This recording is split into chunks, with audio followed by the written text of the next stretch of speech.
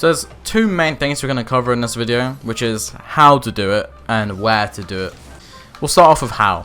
So this can probably be broken down into like maybe 3 steps, I don't know. I haven't got it written down anywhere, but... So for step 1, you want to be able to do a tornado spin. A tornado spin is where you have either arrow right or arrow left bound to a key. So for me, I have arrow right bound on right bumper and arrow left on my left stick. So if you're holding down one of these arrow keys and then hold the analog stick in the opposite direction, you'll do a tornado spin. So if I hold arrow right but hold the analog stick left, this is a tornado spin. But if I'm using arrow left and I hold the analog stick right while I do the arrow left, you can tornado spin that way. I prefer right bumper and holding it left, just personal preference. Right, so now that you have your tornado spin, you want to tornado spin until you're facing at this point, facing upwards of the car. You want to practice doing this and just landing like that, just flopping like that. Just practicing this distance. Because when you reach that distance, you want to release your arrow key. So for me, my right bumper right here, you see in the bottom left. When I reach this point, I released it, but the left analog stick stayed, like being held in the direction you were holding it. If you were to do a full tornado spin, like this, but instead halfway at this point, you release the arrow key, it would just let your car spin down, facing this way. But your car will finish in a position like this. And if you know the mechanic at Musty Flick, from there on you just do a backflip. So at first you don't want to be trying it with the ball. This is quite a complex mechanic. You really just want to get that movement down. So the arrow up there, let go of the arrow into the backflip. Like this. Now I cancel my flip at the end, which if you don't have to flip cancel, it's if I'm doing a forward dodge, you do exactly what you would usually do, except after doing it, you'll pull the analog stick in the opposite direction, and that will cancel it. So instead of doing this, you do this. Okay, not that. This.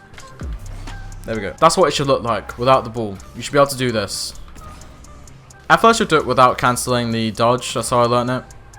But now, since I've learnt the delayed one, I just do it all the time. And you probably will too once you learn it, because it's more comfortable. So yours will probably look like this. Like that. Now, positioning with the ball. This is always the hardest part. And honestly, you're just going to have to figure it out by yourself. I'll give you a brief pointer that needs to be in the middle of your car. And you need to be moving quite fast with it. So like you're just about to lose the ball, but you haven't. You don't want to do it too far back like this, because then look, it's not going with you. But if you do it too in the middle, it's too high above you. So it needs to be more middle to front, but it's almost going to fall off your car. Like that. Nice. This is honestly one of my favourite mechanics. I use it quite often in 1v1 and 2s. You can't really pull it off in 3s. If you do, it's not exactly the highest level of 3s. You shouldn't usually have enough time to pull something like this off. And about the skill level required to attempt this, or if you want to think about learning it, I would say probably plat player could pull it off. That doesn't go to say if you're lower than that, you're just forbidden from doing it. I mean, I think it's really great to give it a go, because it's just one of those mechanics that utilizes so many different things. It not only just improves yourself on this one mechanic, but you'll improve in a lot of other areas as well.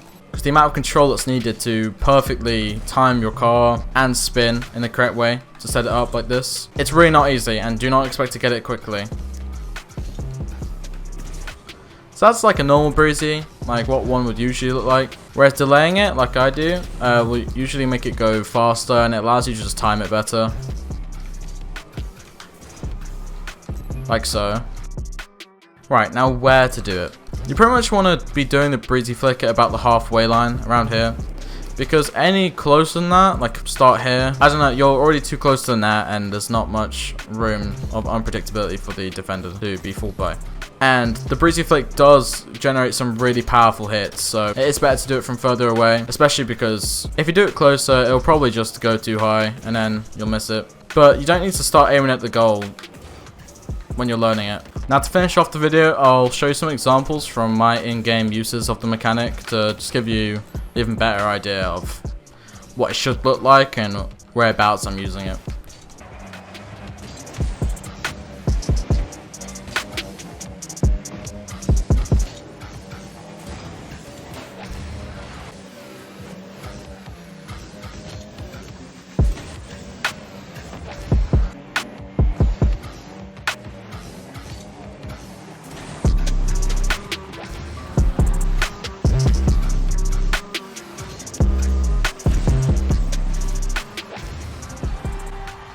Well, I hope this tutorial was useful to you. I know for a complex mechanic it's quite short, but that's because those are just the steps. Doesn't mean it's easy, but those are the steps to take. And obviously it's a video, so you're welcome to rewatch it as many times as you need about the tornado spinning and how I'm moving my car with the controller in the bottom left there. Be sure to let me know if there's anything else you'd like to learn or stuff you're interested in. I already have a few tutorials I've already made if you want to go check them out. I'll see you guys in the next video. Peace.